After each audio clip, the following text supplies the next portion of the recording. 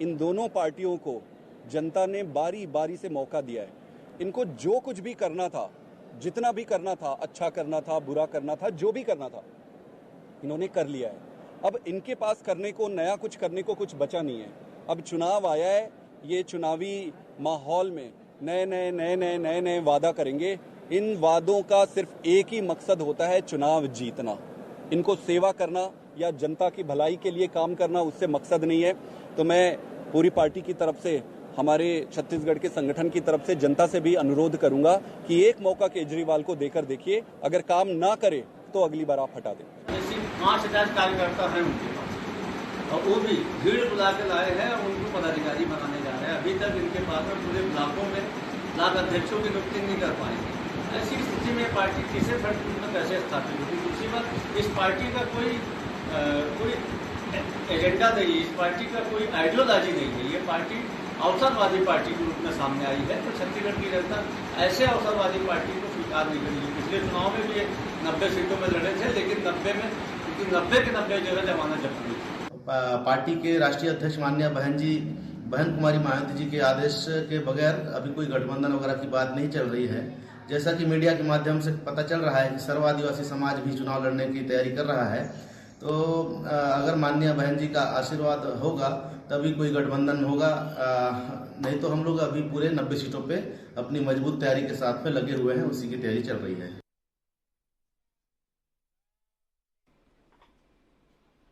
नमस्कार, मैं हूं मोहन तिवारी। आज के मुद्दे में आपका स्वागत है और आज का मुद्दा है छत्तीसगढ़ की राजनीति से जुड़ा हुआ वो पहलू जिसकी दरकार कई सालों से यहाँ बनी हुई है। एक संभावनाएं हैं कि तीसरा दल या छोटे दल कोई ऐसी भूमिका निभा सकते हैं जिसमें उनको किंग मेकर भी कहा जा सकता है और इसीलिए इस संभावनाओं को तलाशने के लिए दलों का गठबंधन बनता हुआ दिख रहा है और जो छोटे दल हैं, जो तीसरे दल हैं, वो अपनी संभावनाओं को तलाशने के लिए अपनी ताकत मजबूत करने में जुट गए हैं। इसी कड़ी में कई दल हैं जिसमें आम आदमी पार्टी भी नए प्लेयर के रूप में मैदान में उतर रहा है। तो छोटे दलों का क्या समीकरण है, वो किसके लिए टेंशन बनेगा, इसी पर आज हमारी चर्चा केंद्रित है। मिलते हैं उन मेहमानों से जो इस चर्चा में हमारे साथ रहेंगे। हम बहुत स्वागत करेंगे। हमारे साथ जुड़ रहे हैं वरिष्ठ पत्रकार के रूप में अनिरुद्ध दुबे जी, आपका बहुत बहुत स्वागत है। हमारे साथ भाजपा का पक्ष रखने के लिए जुड़ रहे हैं निश्चय वाजपेयी जी, आपका बहुत बहुत स्वागत है। और स्टूडियो में हमारे साथ मौजूद है आम आदमी पार्टी का पक्ष रखने के लिए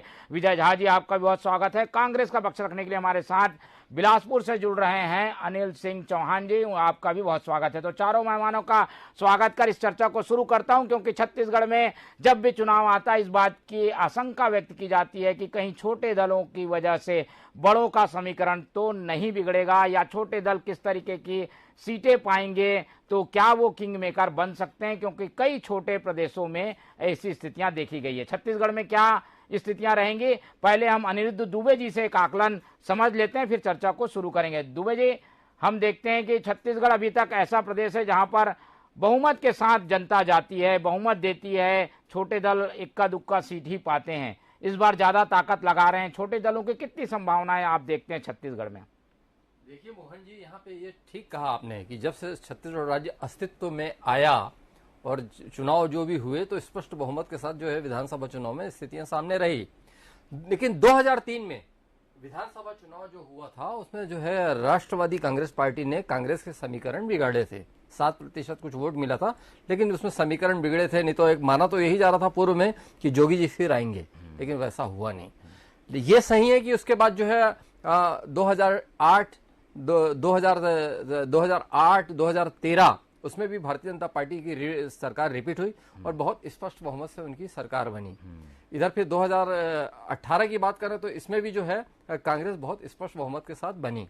लेकिन आप जो क्षेत्रीय पार्टियों की बात कर रहे हैं मोहन जी, तो मैं समझता हूं कि जो 2003 का जो चुनाव था, क्षेत्रीय पार्टी या छोटी पार्टी या अन्य पार्टी की बात करें, ऐसा दिलचस्प चुनाव शायद ही देखने मिले, क्योंकि वहां पे कांग्रेस और भाजपा के अलावा राष्ट्रवादी कांग्रेस पार्टी, बहुजन समाज पार्टी, मुलायम सिंह यादव जी की समता पार्टी और दूसरा जॉर्ज फर्नांडिस समाजवादी पार्टी मुलायम सिंह जी की और समता पार्टी जॉर्ज फर्नांडिस जी की, इतनी सारी जो पार्टियां उस समय मैदान पर थीं। यह अलग बात है कि वहां पे जो है पूरा जो है ऊंट जो है भारतीय जनता पार्टी की तरफ बैठा। अब जहां तक कि जो आम आदमी पार्टी की जो बात है, और आज का विषय मेरे ख्याल से यही सार्थक होगा, क्योंकि आम आदमी पार्टी का जो है बहुत बड़ा जो है एक कार्यक्रम जो है हुआ राजधानी रायपुर में, तो हम उसकी बात क्यों ना करें। 2013 का जो विधानसभा चुनाव वहां पर हुआ, तो उस समय जो आम आदमी पार्टी की गतिविधियां यहां पर शुरू हो गई थी। फिर 2014 का जो लोकसभा चुनाव हुआ, उसने चुन चुन के अच्छे कैंडिडेट उतारे, मतलब जिन्हें लोग जानते थे। महासमुंद से लक्ष्मण मस्तूरिया जी, जो जाने माने साहित्यकार और कवि रहे, मतलब उनकी उपस्थिति भले जो भी रहा हर्ष, लेकिन एक चर्चा तो हुई जी। और दूसरी बात सोनी सोरी बस्तर से, मतलब वो बहुत, सोनी सोरी भी एक बहुत बड़ा चेहरा रही। मतलब ये बात थी कि मतलब एक नक्सलियों से संलग्न होने के आरोप में जो है उनको पकड़ा गया था, फिर जिसको जेल में डाला गया, बहुत सारे उनके साथ हुए। तो ये सब चीजें रही। अब जो जहां तक के जो है संदीप पाठक जी, एक शख्सियत जो जुड़े हैं, मतलब है ना, उनको मतलब है ना बहुत बुद्धिजीवी के तौर पे देखा जाता है, फिर उसको उन्हें जो राज्यसभा भी भेजा गया, सारी चीजें, उनकी गतिविधियां जो है यहाँ पे। और दूसरी बात मोहन जी ये है कि बस्तर मेन इनका फोकस जो आम आदमी पार्टी का बस्तर है, बाकी अन्य जगह भी है। तो अभी भी जहां तक के मैं ये समझ पा रहा हूँ कि इस पार्टी में मुख्य जो है मुकाबला तो कांग्रेस और भाजपा के बीच ही होगा, लेकिन बस्तर को लेकर दोनों पार्टियां चिंतित होगी, क्योंकि वहां पे जो है सर्व आदिवासी समाज वो अपनी उपस्थिति दिखाएगा, वहां आम आदमी की पार्टी वो अपनी उपस्थिति दिखाएगी। और मोहन जी एक चीज जो है जिसपे कम लोगों की नजर जाती है, नोटा। नोटा का जो सबसे ज्यादा जो है मतलब जो उपस्थिति जो दिखती है, नोटा का जो मतलब आकार और प्रकार जो दिखता है, मतलब सबसे ज्यादा इस्तेमाल जो है बस्तर में ही होता है। तो कहीं ना कहीं ये देखने का होगा कि ये सब जो है किस पे प्रभाव डालते हैं, कांग्रेस पे कि भाजपा पे। ठीक है, तो समीकरण बनेंगे, बिगड़ेंगे। हालांकि कोई बड़ा असर अब तक छोटे दल या क्षेत्रीय दल नहीं कर पाए हैं, लेकिन इस बार संभावनाएं काफी है। और आम आदमी पार्टी जो कि राष्ट्रीय दल का दर्जा प्राप्त कर चुकी है, उसका छत्तीसगढ़ में आना, ताकत के साथ आना, ज्यादा प्रयास करना, कई तरीके के समीकरण को बिगाड़ सकता है। हमारे साथ विजय झा जी हैं, उनसे शुरुआत करते हैं, फिर एक एक करके कांग्रेस और भाजपा के पैनलिस्ट की ओर भी चलेंगे। विजय झा जी, आप लोग की पार्टी क्या भूमिका निभाएगी? सभी सीटों में लड़ेगी, कुछ सीटों में लड़ेगी, क्षेत्रीय दलों का संगठन बनाएगी, गठबंधन करेगी? क्या मन में चल रहा है? आज आप लोग ने इतनी ताकत दिखाई है। देखिए, छत्तीसगढ़ की माटी में आम आदमी पार्टी पूरे 90 सीट पर विधानसभा चुनाव लड़ेगी, और ये चुनाव लड़ने का उद्देश्य है कि अरविंद केजरीवाल जी की जो नीति है, निःशुल्क शिक्षा, निःशुल्क स्वास्थ्य, ईमानदार सरकार, कर्ज मुक्त सरकार, इन नीतियों को लेकर के छत्तीसगढ़ में चुनाव लड़ा जाएगा। अभी मैं कांग्रेस के आदरणीय प्रवक्ता का वक्तव्य सुन रहा था, वो बोल रहे थे वो मात्र 4-5 हजार लोग आए थे।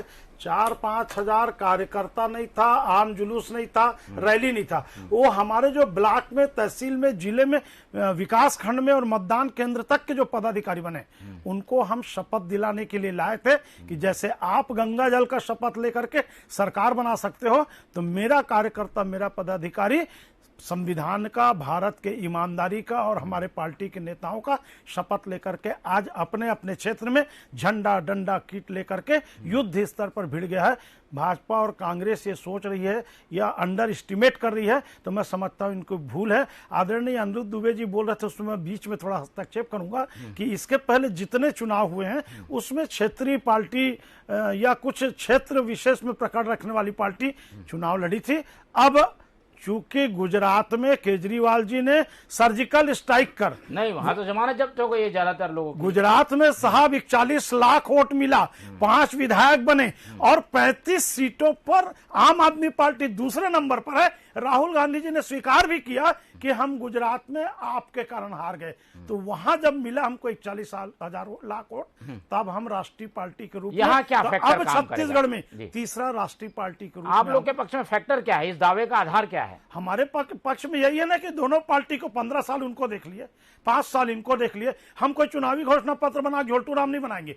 चुनावी घोषणा पत्र का पालन दोनों पार्टी ने नहीं किया है। हम जो किए हैं उसको बताएंगे। चेहरा कौन सा है? चेहरा क्या है? चेहरा हमारे सब ईमानदार लोग आ रहे हैं। अभी भाजपा कांग्रेस के लोग भी कोशिश कर रहे हैं, जिनको टिकट नहीं मिलेगा सब आएंगे। अच्छे आदमी को, स्वस्थ आदमी को, ईमानदार आदमी को अरविंद केजरीवाल जी छत्तीसगढ़ के 90 विधानसभा में लड़ाएंगे, ये मेरा विश्वास ठीक है। तो छत्तीसगढ़ में दल अनेक हैं, लेकिन आम आदमी पार्टी एक बड़े प्लेयर के रूप में सामने आई है, इसलिए उनका पक्ष विजय झा जी ने रखा। एक एक करके छोटे दलों को भी हम चर्चा में शामिल करेंगे। पहले हम रुख कर लेते हैं कांग्रेस की ओर। और अनिल जी, आप लोग की सरकार है, इसलिए आप लोगों पर ज्यादा जिम्मेदारी है, सारा हमला आप लोग के ऊपर होगा। मुख्य विपक्षी दल भाजपा छोटे दल में आम आदमी पार्टी भी आपके खिलाफ लड़ेगी, जनता कांग्रेस जोगी भी आपके खिलाफ है, बसपा भी खिलाफ है, तो चौतरफा हमला आप लोग को झेलना है। कैसे निपटेंगे छोटे दलों को? क्या कम आंख के चल रही है कांग्रेस? आपके दर्शकों को नमस्कार कि आपने एक अच्छे विषय पर चर्चा रखी है। दूसरा, मैं आपके चैनल के माध्यम से एक विषय ध्यान में लाना चाहूंगा कि आपको कांग्रेस का कितना बड़ा फोबिया है, आप यहीं से अंदाजा लगा लीजिए। जब आपके प्रवक्ता झा साहब बोल रहे थे कि मैंने कांग्रेस प्रवक्ता को सुना, पता नहीं वो कौन से कांग्रेस प्रवक्ता सुन लिए, मैं तो भाई पता नहीं क्या उनको ऐसा लग रहा है आपकी तरफ से हमको हल्के में ले रहे हैं, ऐसा हो रहा है। राहुल जी ने पता नहीं उनको कब कान में बता दिया कि हम आपके कारण हार गए। तो इस तरह की चीजें मैं समझता हूं कि यहाँ जोगी जी, अजीत जोगी जी के नेतृत्व में एक पार्टी बनी जनता कांग्रेस, बहुत से कांग्रेस नेता उसमें गए और मैं समझता हूं कि छत्तीसगढ़ में एक बार हम लोगों के मन में भी आया कि क्या कोई क्षेत्रीय दल, कई राजनीतिक विश्लेषकों के मन में आया क्या कोई क्षेत्रीय दल छत्तीसगढ़ में अब स्थापित हो जाएगा। तो मैं आपको बता दूं कि जब जोगी जी यहाँ किसी राजनीतिक दल को स्थापित नहीं कर पाए तो मैं समझता हूं कि अभी तो वर्तमान में कहीं कोई भूमिका नहीं है कि कोई और क्षेत्रीय दल बड़ी भूमिका यहाँ अदा कर सकता है। रहा सवाल आपका, तो मैं आपको बता दूं कि इनकी कलई खुल गई है।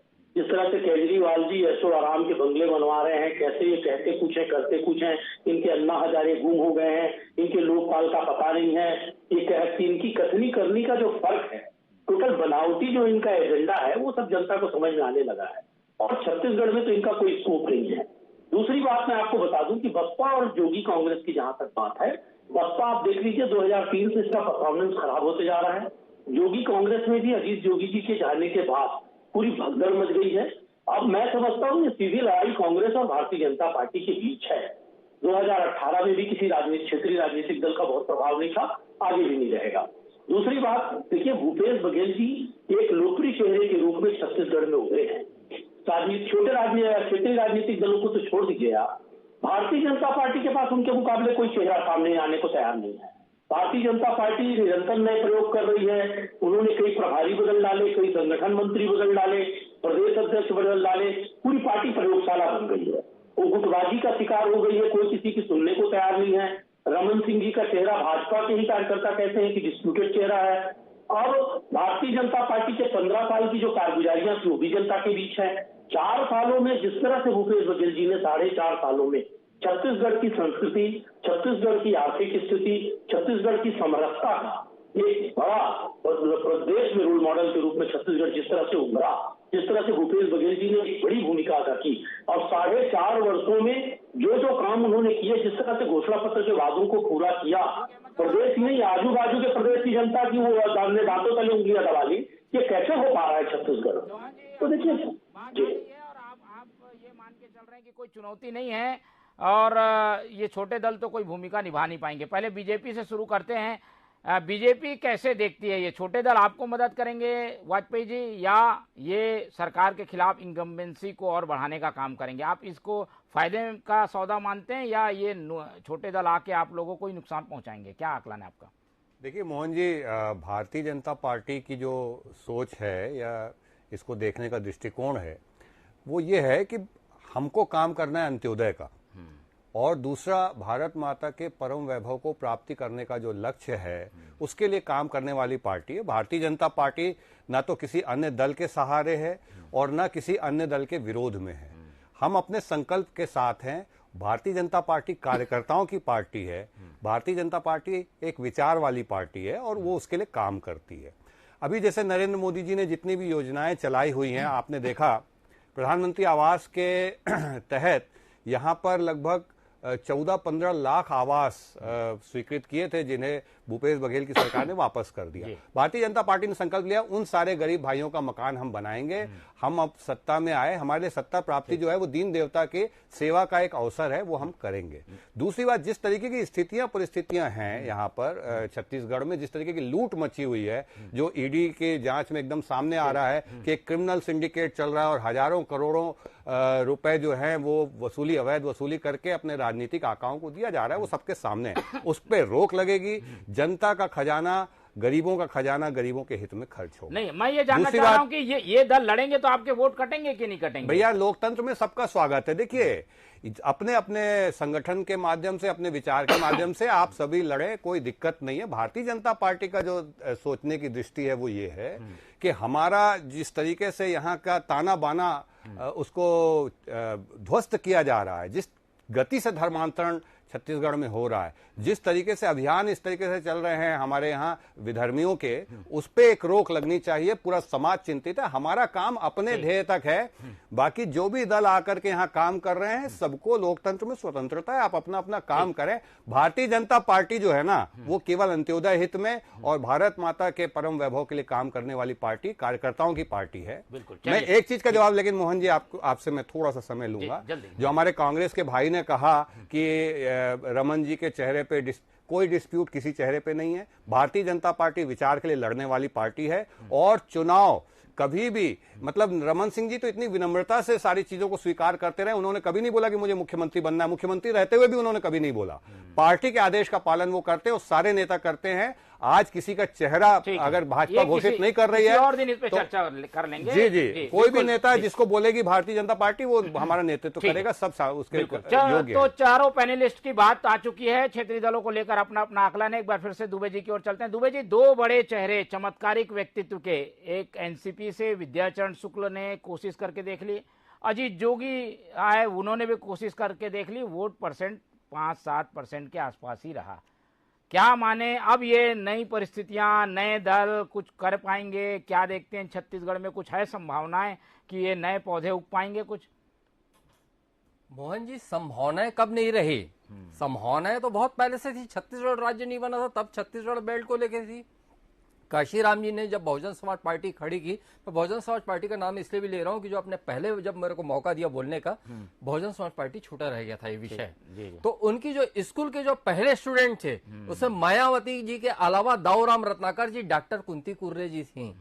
छत्तीसगढ़ से दाऊराम रत्नाकर जी, डॉक्टर कुंती कुर्रे जी। ये अलग बात है कि मायावती जी ने उत्तर प्रदेश में बहुजन समाज पार्टी को काफी स्टैंड कर लिया और उस समय से, मतलब आज भी दो तो उनके लोग जीत कर आ ही जाते हैं बहुजन समाज पार्टी के। मतलब कहीं गुंजाइश छत्तीसगढ़ में रही, ये अलग बात है कि उससे मामला आगे नहीं बढ़ा। और एनसीपी के बाद जो है एक प्रयोग और हुआ था, छत्तीसगढ़ स्वाभिमान मंच। ताराचंद साहू जी भारतीय जनता पार्टी से अलग हुए तो एक वातावरण बनता दिख रहा था, लेकिन ताराचंद साहू जी की जो असामयिक मौत हुई तो उसके कारण भी जो है मिशन गड़बड़ा गया। और एक और है जो छत्तीसगढ़ मुक्ति मोर्चा, मतलब वो अपने कैंडिडेट जो है गुंडरदेही से जनकलाल ठाकुर जी को उतारा करते थे और वो जीतते थे। और ये एक उम्मीद थी कि जब राज्य बनेगा तो मतलब बहुत व्यापक जो है छत्तीसगढ़ मुक्ति मोर्चा का जो है स्वरूप सामने होगा और नियोगी जी बहुत कुछ करेंगे। लेकिन ये भी एक दुर्भाग्य कि राज्य बनने के पहले नियोगी जी चले गए, वो एक संभावना खत्म हो गई। मतलब बसपा की संभावना जो रुक गई क्योंकि उनके दो स्टूडेंट जो काशीराम जी के नहीं वो हो पाए। फिर उसके बाद जो विद्याचरण शुक्ल जी जो है उसमें जो उम्मीद पे उतने वो खरे नहीं उतर पाए। स्वाभिमान छत्तीसगढ़ स्वाभिमान पार्टी के साथ भी वही हुआ। अब यहाँ पे जो जोगी जी की पार्टी, जोगी जी की भी पार्टी आखिर 5 कैंडिडेट को तो जीता कर लाई। मतलब उसमें जो इनका जो है जो इनका समझौता हुआ था बहुजन समाज पार्टी, जोगी पार्टी और मार्क्सवादी कम्युनिस्ट पार्टी। ठीक है कि मार्क्सवादी कम्युनिस्ट पार्टी के बस्तर से 1-2 लोग उतरे होंगे, तो मुख्य बात हम बहुजन समाज पार्टी और इधर करें तो वैसे देखा जाए तो 7 लोग जीत कर आए, जोगी पार्टी से 5 और 2 बहुजन समाज पार्टी से। मतलब क्या कि छत्तीसगढ़ में संभावनाएं कब नहीं थी, लेकिन सफलता नहीं मिली। हाँ, सफलता नहीं मिली, मतलब विस्तार नहीं हो पाया और बाधाएं आई। वो मतलब परिस्थिति जन्य कह सकते हैं आप। मतलब इधर जोगी जी चले गए, उधर फिर विद्या भैया का कुछ हो गया तो फिर बहुजन समाज पार्टी जाकर रुक गई। अब आम आदमी पार्टी की जो ये है, जो आज फिर चूंकि आज उनका सम्मेलन था तो इसलिए हम फिर वहीं पे आकर बात करें। संभावनाएं तो हैं, लेकिन अब वो मैदान भी बड़ा है उनके लिए कि वो कितना खेल पाते हैं, ये उनकी योग्यता और क्षमता पर निर्भर करेगा। मोहन जी, ठीक है। विजय झा जी सबको ध्यान से सुन रहे थे, मैं देख रहा हूं। विजय झा जी, ऐसे में जब बड़े बड़े दिग्गज यहाँ पर कुछ नहीं कर पाए, आप लोग अपने दल की क्या संभावना देखते हैं? इसको तो मेट्रो सिटी की पार्टी कहा जाता है। मेट्रो सिटी में चलने वाले पार्टी के लोग जो हैं, या कहें कि सूचना के अधिकार से जुड़े हुए लोग, इस तरीके के लोग इसमें हैं। ये कहाँ जमीन में छत्तीसगढ़ में छत्तीसगढ़िया जगह में चल पाएंगे, क्या लगता है आपको? अब आप देख लेना दिवाली के समय कौन कैसा चलता है। मैं आदरणीय चौहान जी मेरे दो बातों पर विरोध के उसका मैं जवाब दूंगा। आपके ही चैनल में अभी सुशील आनंद शुक्ल जी ने अपने बाइक में कहा कि 5-4 हजार कार्यकर्ता थे। दूसरा, राहुल गांधी जी ने जो गुजरात की बात कही थी, भारत के बड़े बड़े समाचार पत्रों में छपा था, न मैं छापा हूं न मैं बोला हूं। रहा सवाल हमारी पार्टी की संभावना, मैं एक निवेदन करूंगा, अनिरुद्ध दुबे जी बहुत अनुभवी हैं, उन्होंने जो बातें रखी जैसे विद्याचरण जी का, ताराचंद साहू जी का, अजीत जोगी जी का, ये लोग सब दल बदलू के श्रेणी में आते थे, किसी दल को छोड़ करके नया दल बनाए थे। आम आदमी पार्टी किसी दल से अलग होकर, किसी दल को तोड़कर या किसी दल में पद प्रतिष्ठा प्राप्त न होने के कारण पार्टी बनी है, ऐसा नहीं है। शायद उसी कारण से मेरे को लगता है कि ये जो छोटे दल बने थे वो उतने सफल नहीं हो पाए। जहां तक जोगी जी का जनाधार था 5-7 सीट जीता है, तो मुझको लगता है यदि लोकल और पार्टी छोड़ करके जोगी जी बाहर निकल के यदि 5 सीट जिता सकते हैं तो आम आदमी पार्टी 35 सीट तो जिता ही सकती है। तब भाजपा और कांग्रेस के लोगों को नमस्ते करेंगे। ठीक है, तो ये बड़ा दावा। विजय भी एक बात पहले बोल रहे थे कि कांग्रेस भाजपा में जिसको नहीं मिलेगा स्थान वो हमारे यहाँ आएंगे, तो आप ये जो आप भैया 2 प्रकार की बात कर रहे हैं, नहीं देंगे आप तो बोला मैं। आप ये बोल रहे हैं दल बदलू का इंतजार है आपको, आपने बोला खुद लगे हैं। देखो कोशिश में लगे हैं, संपर्क में हैं, लेकिन केजरीवाल का नेटवर्क है, 2 करोड़ रुपया देने वाले को टिकट नहीं देते। दल बदलू को टिकट नहीं देंगे, नहीं देंगे, क्लियर करिए। हाँ, ऑटो वाले को टिकट देते हैं, खोमचा वाले को टिकट देते हैं, जिता के बताते हैं। तो दल बदलुओं को यहाँ से आप चेतावनी दे दीजिए, भैया आपके लिए जगह नहीं है आम आदमी पार्टी में। आपके नंद कुमार शाह जी को क्या तकलीफ था और कांग्रेस में क्या काल पड़ गया था, विजय भैया लेके चले गए। मेरा कहने का मतलब प्रयास में सब है। आम आदमी पार्टी ईमानदार आदमी को, अच्छे स्वच्छ छवि को हम टिकट, दल बदलुओं को नहीं देंगे ना आप? नहीं देंगे। चलिए ठीक है, चलिए अब दल बदलुओं को नहीं देंगे, लेकिन 35 सीटों का दावा है। अगर ये 35 सीटों में जोर लगाती है आम आदमी पार्टी तो नुकसान किसको होगा? पहले चलते हैं चौहान जी के पास। चौहान जी, सत्ता में आप लोग हैं और ज्यादा जो विधायक हैं वो आप लोगों के हैं, तो नुकसान भी आप लोगों को ज्यादा झेलना पड़ेगा जब अलग अलग दल अलग अलग ताकत लगाएंगे। तो देखिए, बहुत सारे दल ऐसे हैं जो भारतीय जनता पार्टी की बी टीम की तरह काम करते हैं। जब केंद्र में भी कांग्रेस की सरकार थी, लोगों ने कांग्रेस की सरकार को बदनाम करने का पूरा षड्यंत्र रचा और बहुत हद तक कामयाब भी हुए, उसको भी मैं स्वीकार करता हूँ। दूसरी बात, इस बात को भी मैं कहूंगा कि जहां आपने अभी भी कहा था कि बहुत सारे लोग तो हमको इन पार्टियों से मिल जाएंगे जो टिकट नहीं पाएंगे, हमारे पास आ जाएंगे। तो इस तरह की बातें आपका यहाँ, आप जो है ये ऐसा राजनीतिक दल है जो वीआईपी लोगों का राजनीतिक दल माना जाता है। ये यहाँ ना किसानों के लिए कुछ करते हैं ना किसी और के लिए कुछ करते हैं। मैं समझता हूँ कि इस पार्टी का छत्तीसगढ़ में बहुत बड़ा वर्चस्व नहीं है, दूसरे क्षेत्रीय दलों का भी बहुत बड़ा नहीं है। हालांकि हमारी शुभकामनाएं हैं। हम भारतीय जनता पार्टी के प्रवक्ता जैसे कह रहे थे, हम उनको धीरे धीरे अपनी बातों में ईडी, आईटी, सीबीआई जो उनके अभी तत्कालीन प्रकोष्ठ जो नए नए बने हैं उनका जिक्र उन्होंने किया, उनके माध्यम से धमकाने का भी बहुत प्रयास किया, बहुत 5 सालों से डराने का भी प्रयास किया कांग्रेस की सरकार को, कोई फर्क नहीं पड़ा। वो ये बताना चाहते थे कि राजनीतिक दल तो है ही है, हमारा प्रकोष्ठ भी है, उससे भी कांग्रेस को निपटना पड़ेगा। तो उससे तो साहब हम निपटी गए हैं और हमको उससे कोई भय नहीं है। भय आपने पैदा करने का बहुत प्रयास किया। हम लोग एक ही बात जानते हैं कि डरो मत, निर्भय रहो और एक उस रास्ते पर चलो जो आपने जनता से वादा किया, जो एजेंडा है उसको 90% से पूरा करने का काम भूपेश बघेल जी के नेतृत्व में कांग्रेस सरकार ने किया है। हमको सिर्फ जनता का स्नेह मिल रहा है और जनता से मतलब है। अगर कोई राजनीतिक दल, चौहान जी, मैं ये जानना चाह रहा था कि ज्यादा दल आने से ज्यादा इनकम्बेंसी पैदा होती है, ये कहा जाता है। जो सरकार से नाराजगी है उसको पैदा करते हैं छोटे दल और ज्यादा दल, इसका कैसे मुकाबला करेंगे? देखिए मोहन जी, सभी वर्गों के लिए जो काम हुआ है, जो घोषणा पत्र पे काम हुआ है, उसके बाद भारतीय जनता पार्टी चाहे कितनी भी बी टीम बना ले, चाहे कितने भी राजनीतिक दल आ जाए, लोकतंत्र की यही खूबसूरती है कि विभिन्न जो बहुत सारी आइडियोलॉजी को आने का मौका मिलता है, बहुत सारे राजनीतिक दलों को आने का मौका मिलता है और कांग्रेस ने कभी दमन का प्रयास नहीं किया। इसलिए हम लोग वेलकम करते हैं कि वो आए, लेकिन मैं आपको स्पष्ट कह दूं कि छत्तीसगढ़ की जनता ने कांग्रेस की सरकार को जो उपचुनाव में लगातार बहुमत दिया, नगरीय निकाय चुनाव में जो बहुमत दिया, जो स्थानीय पंचायत निकाय के चुनाव में उन्होंने त्रिस्तरीय पंचायत में जो बहुमत दिया, वो स्पष्ट करता है कि जनता छत्तीसगढ़ की कांग्रेस क्या है। ये क्या तो है मोहन कॉन्फिडेंस जी, देखिए अभी राष्ट्रीय पटल में सारे विपक्षी दल एक हो रहे हैं, इसका प्रयास हो रहा है और चौहान जी इतनी बड़ी बड़ी बात कर रहे हैं, हो सकता है आम आदमी पार्टी से भी इनका गठबंधन हो जाए मोदी जी के सरकार के खिलाफ। और ये जो बी टीम बोल रहे हैं ना, वो ये बात सही है कि भारतीय जनता पार्टी अब देश की जो पहले नंबर की पार्टी है वो है, और बाकी सारे सब एक साथ हैं। जहां पे आम आदमी पार्टी प्रभुत्व कर पाई वहां पे वो दूसरे नंबर की पार्टी जरूर बन गई। और कांग्रेस की तो शुरुआत जेड से होती है, वो सबसे पीछे रहते हैं। दिल्ली जहां पे इनकी 3 बार की लगातार सरकार थी, ये वहां जमानत नहीं बचा पाते हैं। और इतनी स्वाभिमानी पार्टी कांग्रेस पार्टी एक बार जहां से रेंग देती है, चल देती है ना, दोबारा लौट के आ ही नहीं पाती। तो ये स्थिति इनकी है। और ये जो गठबंधन कर रहे हैं और यहाँ पे राजनीति करने के लिए उटपटांग बातें करते हैं, और सारे दलों को एक करके जिनसे के खिलाफ ये चुनाव लड़ते हैं उनसे एक करके ये मोदी जी के खिलाफ आ रहे हैं, और उसमें भी ध्वस्त हो गए इनका प्रयास। विजय जी, असहज स्थिति का सामना करना पड़ सकता है। एक तरफ आप लोग केंद्रीय स्तर पर महागठबंधन में शामिल हो रहे हैं, दूसरी तरफ छत्तीसगढ़ में लड़ने की बात कह रहे हैं। यहाँ कैसे लड़ाई लड़ेंगे आप? आऊंगा चौहान जी, पहले विजय जी कैसे लड़ाई लड़ेंगे? हम केवल और केवल जनता के मांग, जनता के संघर्ष और जनता के सम्मान के लिए लड़ेंगे, क्योंकि छत्तीसगढ़ राज्य बनने के बाद 15। चौहान जी आऊंगा, ये सवाल सुन लीजिए, पे हाथ रख दिया भैया, सुन लीजिए। चौहान जी आएंगे आपके पास आएंगे जल्दी, समय कम है। केवल छत्तीसगढ़ की बात करें तो 15 साल भारतीय जनता पार्टी की सरकार को देखा, अभी 4.5-5 साल कांग्रेस की सरकार को देखा। हमारे चौहान जी बोल रहे थे कि जितने चुनावी घोषणा पत्र में गठबंधन से कैसे निपटेंगे? गठबंधन में जाना आप कांग्रेस से गठबंधन करेंगे कि नहीं? विजय भैया, मेरा एक सवाल है, आप कांग्रेस से गठबंधन करेंगे क्या मोदी जी के खिलाफ? किसी से गठबंधन नहीं करेंगे ये तो, लेकिन आप अपने राष्ट्रीय नेतृत्व के खिलाफ बोल रहे हैं। वो लोग नहीं, राष्ट्रीय नेतृत्व के खिलाफ नहीं बोल रहा हूँ, बल्कि कांग्रेस के लोग केजरीवाल के खिलाफ चलेगा। यहाँ देख लीजिए आप, हम गठबंधन नहीं करेंगे।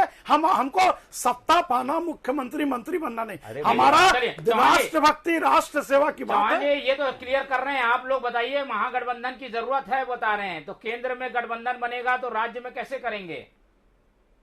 चौहान जी, सत्ता के लिए कुछ भी करेंगे। देखिए साहब, भारतीय जनता पार्टी ने जिस तरह वर्ग भेद की, धर्म भेद की और पूरे देश में आम आदमी पार्टी से गठबंधन करेंगे कि नहीं ये बताइए। राहुल गांधी जी गठबंधन कर लेंगे अगर, चौहान जी, राहुल गांधी जी अगर केजरीवाल जी से गठबंधन कर लेंगे तो आप क्या बोलेंगे? मैं तो ये समझना चाह रहा हूँ। उसके विरोध में अगर कोई सभी राजनीतिक दल एक साथ आते हैं भारतीय जनता पार्टी को रोकने के लिए, तो कांग्रेस उसका स्वागत करेगी ना। मतलब आप केजरीवाल, अभी आप जो बैठे हैं और ये A team, B team, C team और आप स्वयं Z टीम हैं, आप ये बातें बता रहे हैं, आप आम आदमी पार्टी से गठबंधन के लिए स्वीकृति देंगे बोल रहे हैं। शायद अभी इस बारे में कहने के लिए अधिकृत नहीं है, पर थोड़ी असहज स्थितियां बनती हैं। राष्ट्रीय स्तर का फैसला है। मोहन जी, मैं एक बात कहना चाहता हूं, राष्ट्रीय पटल पे सारे विपक्षी दल एक होंगे, इस पे चर्चा चल रही है। और ये कह रहे हैं, ये संभाल नहीं बोल रहे, भारतीय जनता पार्टी नरेंद्र मोदी की जो दीन हित की नीतियां उसको रोकने के लिए, जो राष्ट्र के परम वैभव को प्राप्त करने के जो उनके रास्ते हैं उनको रोकने के लिए ये सबसे हाथ मिलाएंगे बोल रहे हैं। ये तो केजरीवाल से भी हाथ मिलाएंगे। एक्सपर्ट कमेंट ले लेते हैं, ऐसी स्थिति में कैसे हो पाएगा छोटे दलों का बेड़ा पार? देखिए मोहन जी, छत्तीसगढ़ राज्य ठीक है, जैसा भी हो अपने आप में बड़ा राज्य है, लेकिन मुझे लगता है कि कुल मिला के सबसे ज्यादा अगर रोचक दृश्य आएगा तो बस्तर में, क्योंकि यहाँ पे देखिए सर्व आदिवासी समाज आज जो कांग्रेस और भाजपा दोनों जो है आम आदमी पार्टी और अन्य की तुलना में जो है उसको ज्यादा ऊपर मान रही है, और उसका ये मानना है कि और दोनों का ये डर है कि आदिवासी वोट जो है किधर जाएगा, क्या कांग्रेस के लिए नुकसान पता है कि भारतीय जनता पार्टी की तरफ। तो कुल मिला के मोहन जी, नजरें हम लोग जो है बस्तर की तरफ ज्यादा गड़ाए रहे, मतलब मनोरंजन के लिहाज से भी और समीकरण के हिसाब से भी और अपने ज्ञान बढ़ाने के हिसाब से भी। ठीक है, बिल्कुल। तो ये चर्चा में तो ये बात है कि इनको दरकिनार नहीं किया जा सकता, अनदेखा नहीं किया जा सकता। छोटे दल अपनी भूमिका जरूर निभाएंगे, लेकिन स्थितियां क्या होंगी ये सब केंद्रीय स्तर पर बने समीकरण पर निर्भर करेगा। चर्चा के लिए समय कम है, लेकिन हमने काफी हद तक इस बात को जान लिया, समझ लिया है। हमारे साथ चर्चा में विजय झा जी जुड़े, उनका धन्यवाद। अनिरुद्ध दुबे जी जुड़े, उनका धन्यवाद।